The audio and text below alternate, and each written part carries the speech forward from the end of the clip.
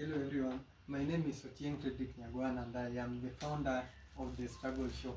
So I'd like to introduce myself and then I introduce my crew. So I was inspired by my mother to start this show. So she had a very tough life. In fact, out of all the people that I've interviewed, none of them still comes close to what my mother had. But everybody has a story that they'd like to share. Kila mtu kuna kinamepitia inangependa kuambia wenzake, but maybe due to insecurities we don't get so much turn up, because so far we have interviewed 6 males and 1 female, so we need more females to interview. Then we have Mercy Otieno ako Maseno University.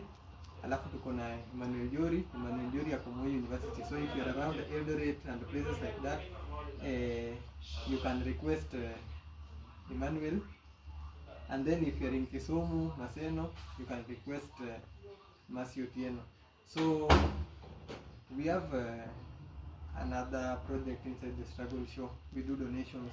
Nafanya donations ya nguo, donations ya chakula, tunapatia watu wenye hawana hizi vitu. Alafu lastly, we have a project. Tuko na vijana wawili tuliwa interview. Ingia pale kwa YouTube, search The Struggle Show. Tuko TikTok, tuko Facebook, tuko kila mahali. Search The Struggle Show. Kuna vijana wawili tulifanyia interview na the state of their home was not good.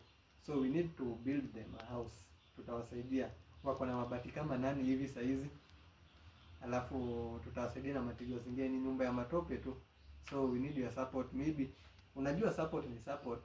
Unaweza tupatia tu like, comment nini venye unafikiria tunaweza fanya. Si lazima utupatie pesa ama nini. Nataka tu support in any way it comes.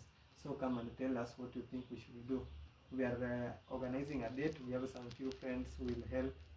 We will agree on some date. Then tuende huko tuwafanyie visitation. Tuende huko tuwasaidie kujenga.